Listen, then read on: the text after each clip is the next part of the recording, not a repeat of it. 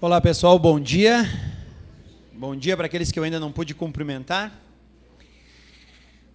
Hoje, como a Jaque já iniciou o nosso momento aqui, para nós é um momento bem especial, né? A gente, todo domingo, primeiro domingo do mês, nós separamos ele de forma bastante específica, inclusive trocamos o horário da celebração, porque o objetivo é nós participarmos juntos da ceia.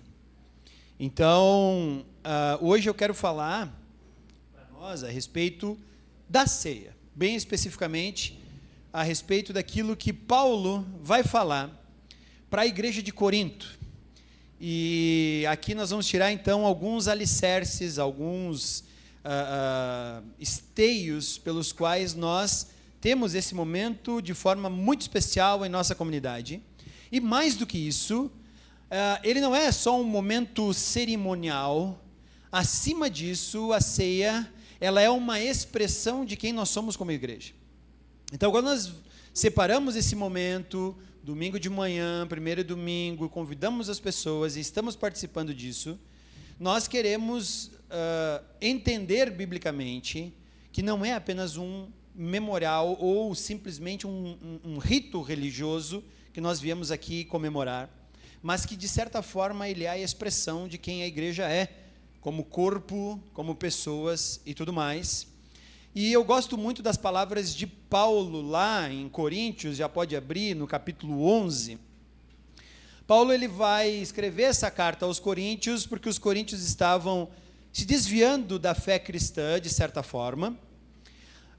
E um dos desvios que a igreja estava fazendo era, ele vai falar no capítulo 3, entre vários desvios, ele vai falar sobre as divisões que a igreja estava acontecendo. E é interessante que quando Paulo chega então em 1 Coríntios capítulo 11, e ele vai falar da ceia, ele fala que aquelas divisões do capítulo 13 estavam influenciando a igreja de tal maneira que elas acabavam sendo expressas em como a igreja participava da ceia. Então, para vocês entenderem que o momento de ceia, ele não é simplesmente uma cerimônia religiosa.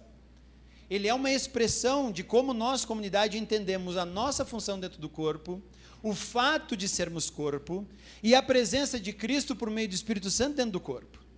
Então, é por isso que nós, então, temos esse momento como algo muito especial. E o que Paulo está dizendo, então, para essa igreja, é que ele está alertando que as divisões que havia entre eles, o culto às personalidades, porque uns diziam que eram de Apolo, outros diziam que era de Paulo, outros diziam que era de Pedro, outros diziam que era de Cristo, né? Eles estavam fazendo o culto à personificação de pessoas dentro da igreja, estava gerando esse culto à personificação divisões durante a ceia, que se materializava então na expressão que eles tinham. A igreja do passado, ela tinha uma cerimônia chamada de Festa do Amor. Hoje, a maior parte dos círculos cristãos perdeu essa prática durante a medida que a igreja foi crescendo, se estabelecendo, à medida que o mundo foi se tornando cada vez mais urbano, à medida que os compromissos se tornam cada vez mais complexos, à medida que a igreja foi passando para a religião oficial do Império Romano e foi se adaptando a isso também, a igreja perdeu essa expressão que era chamada então de Festa do Amor, aonde os cristãos, provavelmente uma vez por semana, se reuniam. É muito provável que essa reunião acontecesse no domingo, que era o dia da ressurreição, e antes de participar dos elementos da ceia, a comunidade trazia alimentos e era dividido uns com os outros. Lembrando que nós estamos falando aqui de um contexto onde a igreja cristã ela se estabelece principalmente nos círculos mais pobres da época em que ela se expressou. Então era comum que a maior parte dos cristãos não tivesse tanto alimento assim para comer e para repartir.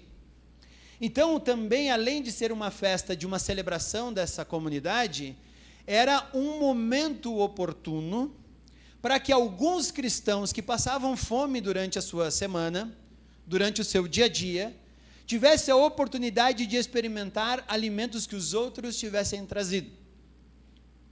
Então era uma expressão da presença de Cristo, da união de Cristo como corpo, mas ao mesmo tempo era uma oportunidade de amar aqueles que tinham menos oportunidades.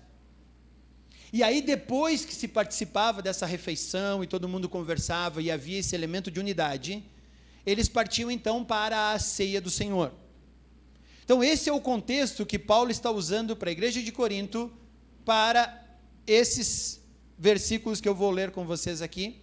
Então, você pode abrir a primeira carta aos Coríntios, capítulo 11, e nós vamos ler do versículo 17 até o 34. 1 aos Coríntios, capítulo 11, versículo 17.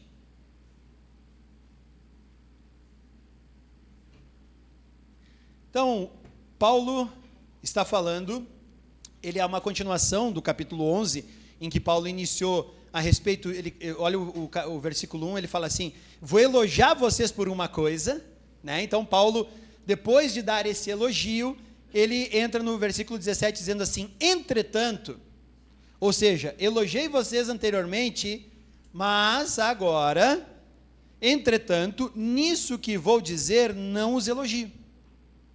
Pois as reuniões de vocês mais fazem mal do que bem. Em primeiro lugar, eu ouço que, quando vocês se reúnem como igreja, há divisões entre vocês.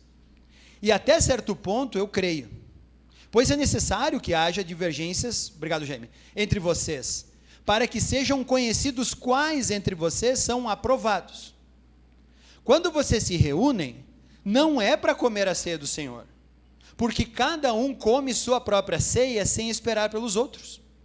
Assim, enquanto um fica com fome, outro se embriaga. Será que vocês não têm casa onde comer ou beber? Ou desprezam a igreja de Deus e humilham os que nada têm? O que direi? Eu os elogiarei por isso? Certamente que não. Pois eu recebi do Senhor o que também entreguei a vocês. Quando o Senhor Jesus, na noite que foi traído, tomou o pão, e tendo dado graças, partiu e disse, isto é o meu corpo que é dado em favor de vocês, façam isso em memória de mim. Da mesma forma, depois da ceia, ele tomou o cálice e disse, este cálice é a nova aliança no meu sangue. Façam isso sempre que beberem em memória de mim. Porque sempre que comerem deste pão e beberem deste cálice, vocês anunciam a morte do Senhor até que ele venha. Portanto, todo aquele que comer o pão e beber o cálice do Senhor indignamente, será culpado de pecar contra o corpo e o sangue do Senhor. Examine-se cada um a si mesmo, e então coma do pão e beba do cálice. Pois quem come e bebe sem discernir o corpo do Senhor, come e bebe para a sua própria condenação. Por isso, há entre vocês muitos fracos e doentes, e vários já dormiram. Mas, se nós tivéssemos cuidado de examinar a nós mesmos, não receberíamos juízo. Quando, porém, somos julgados pelo Senhor, estamos sendo disciplinados para que não sejamos condenados com o mundo. Portanto, meus irmãos, quando vocês se reúnem para comer, esperem uns pelos outros. Se alguém estiver com fome, coma em casa, para que quando vocês se reunirem, isso não resulte em condenação. Quanto mais, quando eu for, darei instruções a vocês. Paulo encerra essa parte, então, a respeito da ceia, e o próximo passo que Paulo vai falar na sua carta, ele vai iniciar a parte dos dons, 12 e 14, e entre os dons ele vai colocar a parte do amor. É muito legal a carta de 1 aos Coríntios, como Paulo constrói ela de uma forma edificante para a igreja. E aqui agora, então, Paulo está falando no contexto daquela festa do amor que eu falei para vocês. Ela acontecia antes da ceia, ela era semanal, e a igreja se reunia, então, para uma refeição. Os alimentos eram repartidos, e era uma oportunidade, então, de comunhão e expressar o amor que a igreja tinha uns pelos outros. Mas as divisões, mais uma vez, nós vimos isso no capítulo 3, nós não vimos hoje, mas anteriormente já vimos isso, elas estavam atrapalhando o andamento da igreja. E o que estava acontecendo é que as divisões estavam sendo expressas nessa festa do amor. Algumas pessoas chegavam, formavam seus grupinhos de preferência e se alimentavam. E quando chegava uma galera que eles não tinham talvez tanto apreço, tanto cuidado, não amavam o suficiente em Cristo aquelas pessoas, essa é a verdadeira expressão, essas pessoas chegavam e acabavam passando fome. E aí o que acontecia é que depois dessa cena de individualismo e de hipocrisia, levantava alguém dentro do povo e dizia, agora vamos participar da ceia do Senhor. E aí Paulo diz, não é para a ceia que vocês estão fazendo se vocês fazem isso. Não é a ceia do Senhor que vocês estão se reunindo para expressar, quando esse é o tipo de atitude que vocês estão fazendo. Vocês podem estar se reunindo para qualquer outra coisa, menos para a ceia do Senhor. E aí Paulo vai falar que é necessário que a igreja tenha consciência do porquê deve fazer a ceia de forma correta. Então Paulo fala que esse tipo de reunião, ela na verdade despreza o que significa a igreja. Se você bater o teu olho rapidamente no versículo 20, Paulo diz assim, quando você se reúne, não é para comer a ceia do Senhor. Se vocês estão se reunindo, vocês acham que vocês estão fazendo uma grande coisa, vocês acham que Deus está realmente sendo engrandecido com a atitude de vocês, eu digo o contrário, não está. Não está, vocês não estão fazendo isso de forma certa.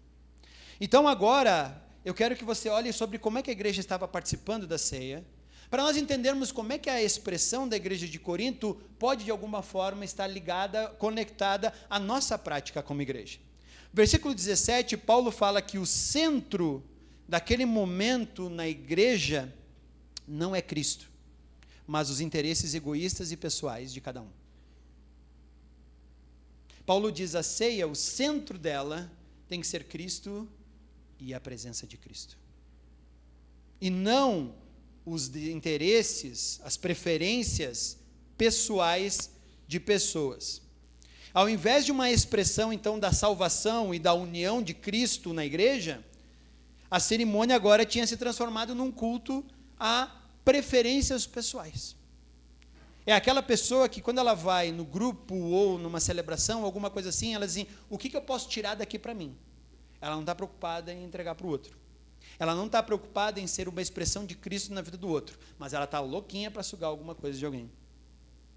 Essa postura deixa a igreja doente. Essa postura faz com que a igreja ela seja habitada ou expressa por pessoas egoístas e elas veem a igreja como uma mente consumista. Eu vou tirar dali o que eu quero. Se o louvor não é como eu quero, se o estudo não é de quem eu gostaria que fosse, se a palavra não é da forma como eu gostaria que se expressasse, se o grupo não acontece do jeito que eu quero, se o grupo não tem as pessoas que eu gostaria que tivesse, se o ministério infantil não ensinar isso, se os jovens, o ministério jovem não ensinar aquilo. E ela esquece que ela tem que ser uma expressão de Cristo nessa comunidade. Ela, ao mesmo tempo que consome os dons da igreja, Paulo vai falar isso nos capítulos 12 e 14, ela também se entrega por amor e deixa que os outros também peguem dela esse dom. Então essa é uma forma que a igreja estava doente. E a expressão da ceia e a expressão da festa do amor na igreja de Corinto mostrava e revelava que essa igreja estava doente. Segunda coisa que a igreja estava participando de forma equivocada da ceia. A unidade que foi conquistada por Cristo, aquela que Paulo diz, esforcem-se, façam todo esforço para manter a unidade conquistada por Cristo, a igreja já estava se dividindo. Havia lá o grupinho daqueles, o grupinho daqueles, o grupinho daqueles, e quando acontecia a ceia, era assim que eles se reuniam. E aí tinha gente passando fome, enquanto tinha gente se embriagando de tanto tomar e de tanto comer. E depois alguém levantava dizendo, vamos agora participar da ceia do Senhor. Outra forma errada da expressão da igreja é que a ceia havia virado apenas um ritualismo, que havia substituído a essência que é a presença de Cristo. Eles até comiam o pão, eles até participavam do cálice. Note que Paulo fala isso, mas o mais engraçado que Paulo fala é que eles faziam isso de forma vazia. Participar da ceia não é vir aqui pegar um pedaço de pão e um cálicezinho, tomar e dizer, agora eu estou tranquilo e estou bem.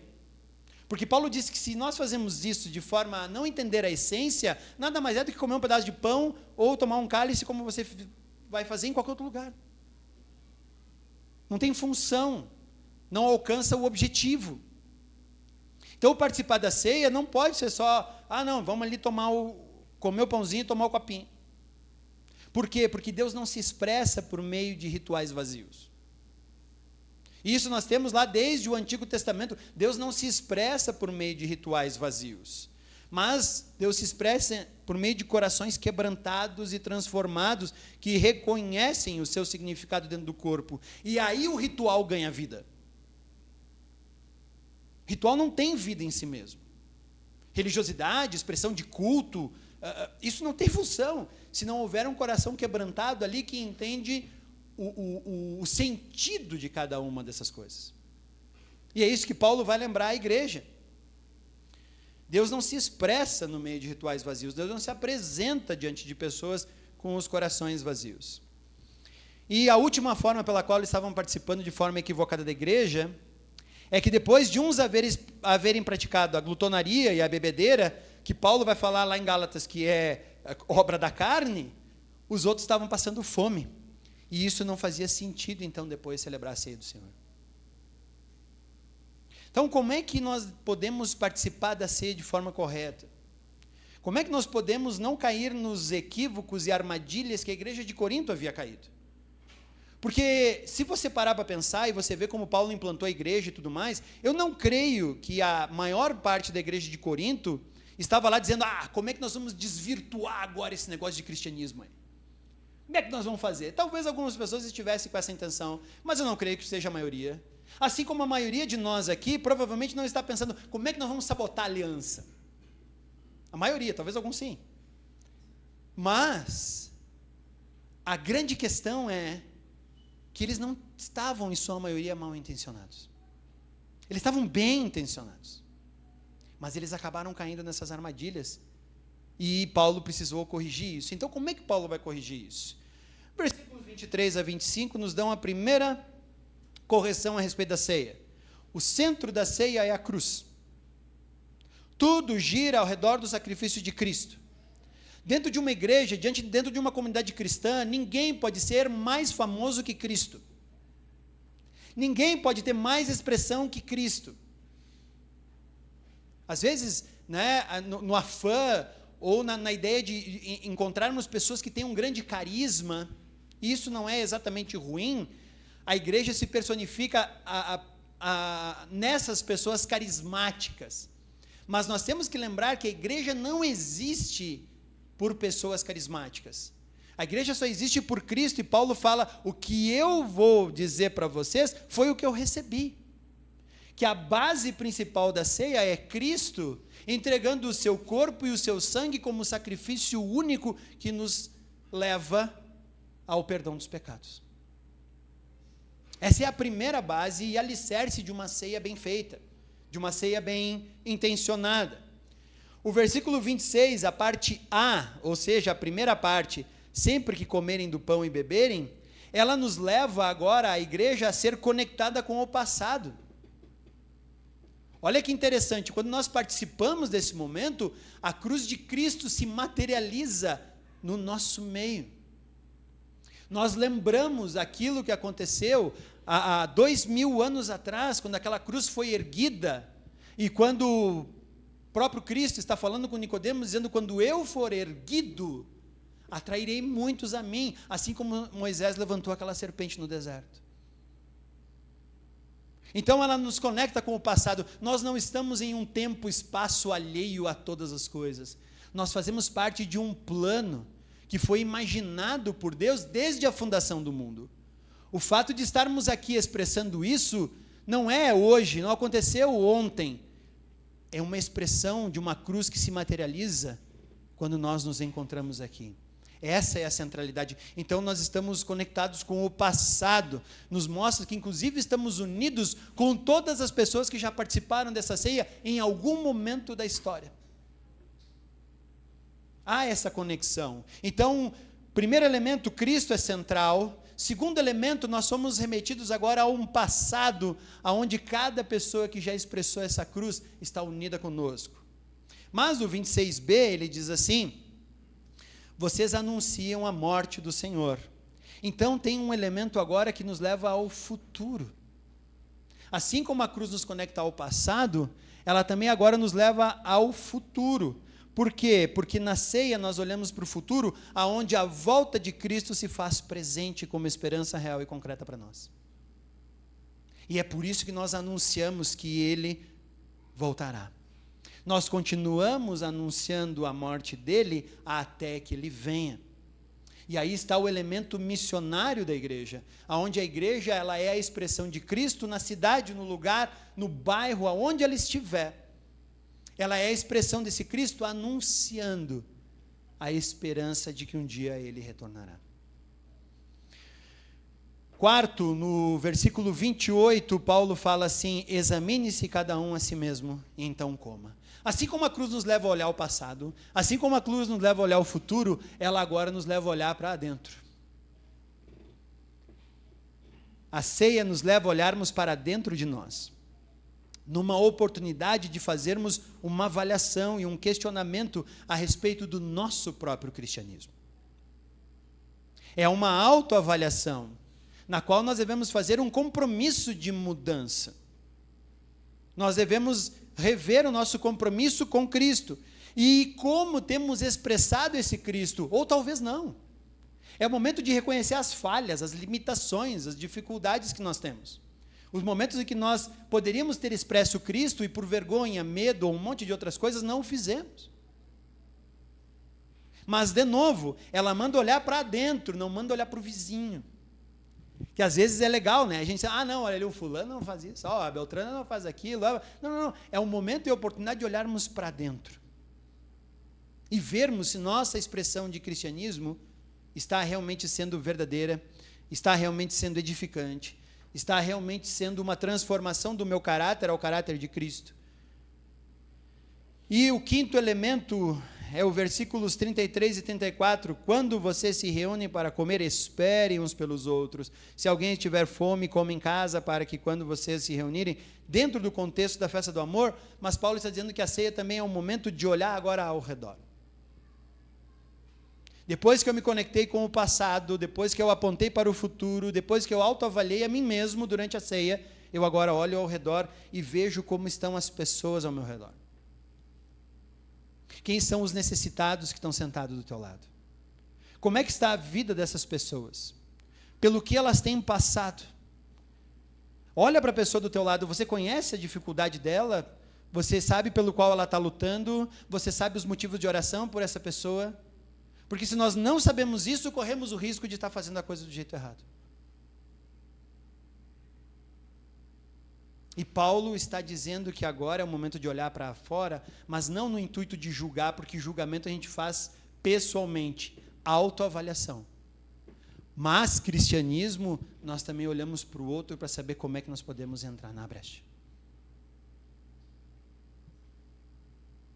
Então a ceia agora, ela nos leva a perceber tudo isso. A perceber tudo isso. E eu gostaria que nós estivéssemos hoje pensando nisso, principalmente nesse fator, nesses dois últimos fatores. Eu tenho avaliado como eu estou pessoalmente na minha caminhada com Cristo. Como eu estou na minha caminhada com a comunidade ao meu redor. Eu tenho dado o devido respeito, o devido cuidado, eu tenho amado devidamente as pessoas ao meu redor, que fazem parte da minha comunidade, do meu grupo célula, ou alguma coisa assim. Porque essa é a expressão do cristianismo. Paulo ainda vai dizer que na ceia, ele vai responder uma pergunta que eu penso aqui, a pergunta que alguém faria: Paulo, tem risco em participar da ceia de forma incorreta? Paulo diz: tem. Versículo 27 fala que todo aquele que comer indignamente, portanto, todo aquele que comer o pão e beber do cálice do Senhor indignamente será culpado de pecar contra o corpo e o sangue do Senhor. Opa, como assim? Como é que funciona esse negócio? Como é que eu participo dignamente, então, de uma ceia? Eu gosto da expressão de Calvino, que eu li há muito tempo atrás. Eu não vou saber reproduzir exatamente a frase que Calvino expressou, mas ele mais ou menos disse assim, que provar da ceia de forma digna é reconhecer, antes de tudo, que você é indigno para estar ali. Então a ceia, ela é uma oportunidade de nós reconhecermos que foi Cristo que fez tudo. E que a expressão daquele Cristo na cruz mostra a nossa incapacidade de chegarmos até Deus. A nossa incapacidade de chegarmos e expressarmos a nossa salvação, ou conseguirmos obedecer à lei, ou tudo mais, mas foi Cristo que fez. Então, se tem alguma coisa em mim para participar da ceia, é aquele negócio estranho dizendo assim, eu acho que eu estou meio que deslocado aqui, porque eu sou meio que um pecador. Isso, exatamente, é essa a questão. E a partir daí, agora você reconhece o sacrifício de Cristo, e isso torna alguém digno de participar da ceia. O reconhecimento dessa salvação em Cristo. Outra coisa interessante, o versículo 28 e 29, depois, então, todo aquele que come indignamente, aí Paulo diz, então examine-se cada um a si mesmo, então coma do pão e beba do cálice, pois quem come do pão, come e bebe, sem discernir o corpo do Senhor, come e bebe para a sua própria condenação. E aqui eu vejo que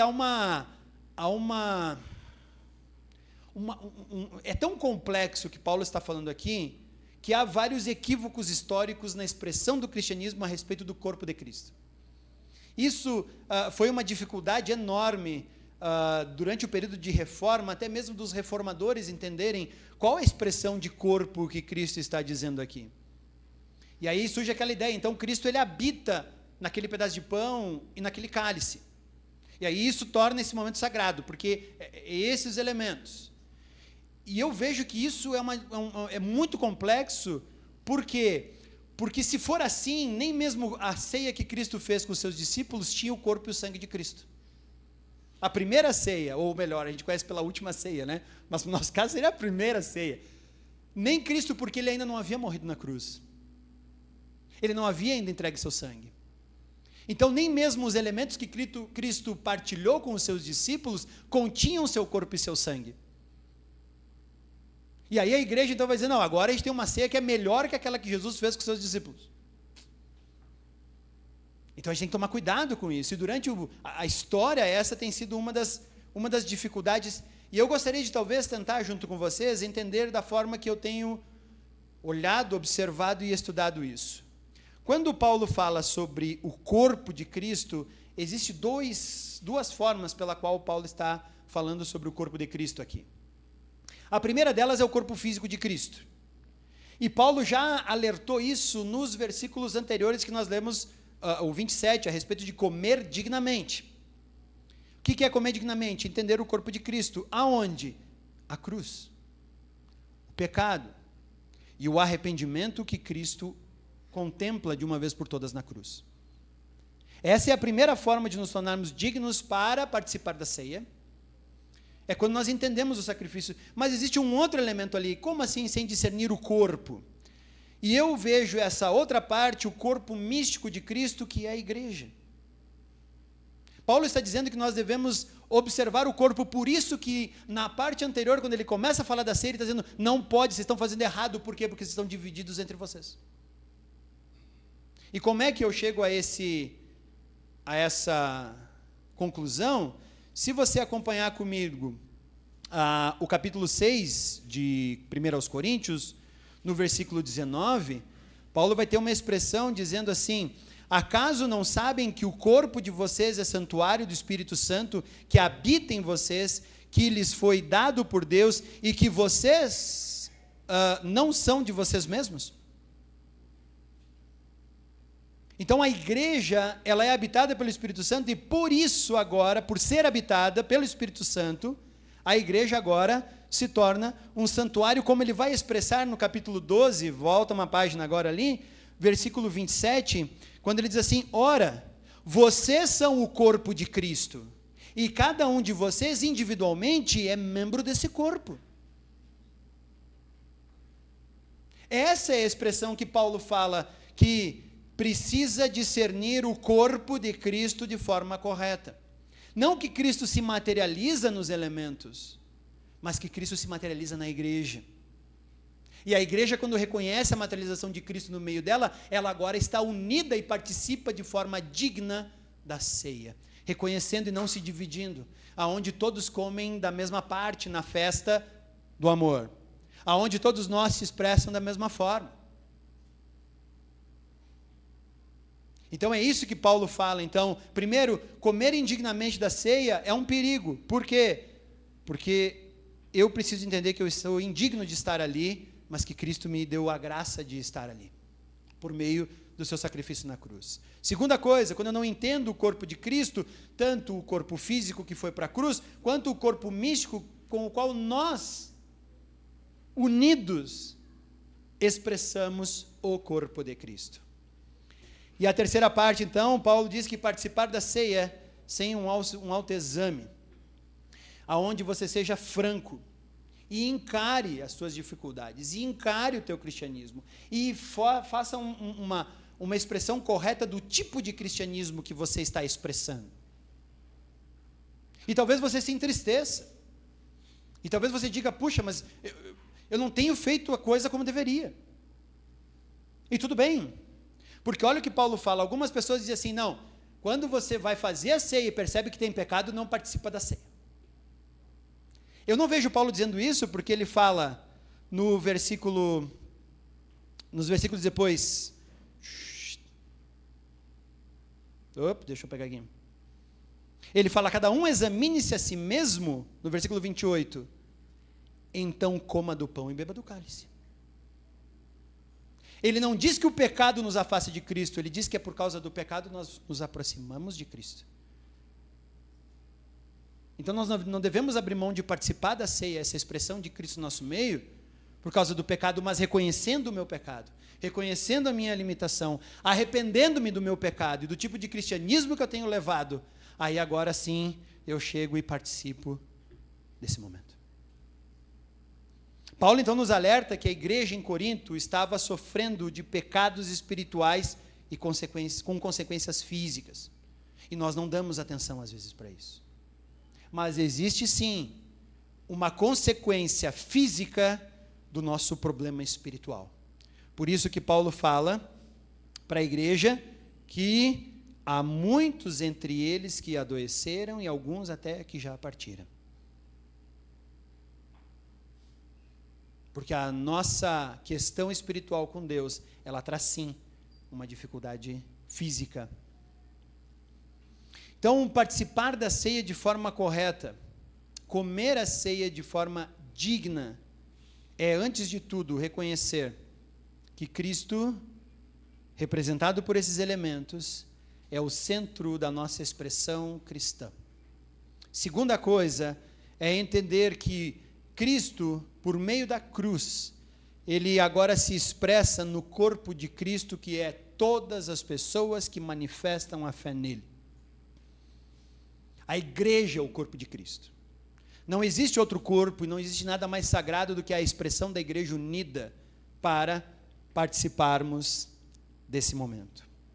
Então agora, eu quero te convidar a examinar a si mesmo, a pensar em como você tem expresso o teu cristianismo, a olhar para o lado e fazer um compromisso também por causa desse corpo de Cristo com as pessoas que estão ao teu redor, ou com o teu grupo célula, ou aonde mais você expressa o teu cristianismo, de permitir que Cristo agora use você para ser a edificação das pessoas ao redor. E depois disso, a equipe de louvor vai subir aqui, vai cantar uma música, e enquanto a equipe de louvor canta essa música, nós vamos levantar e vamos participar, pegar os elementos, retornando para os nossos lugares, tá bom?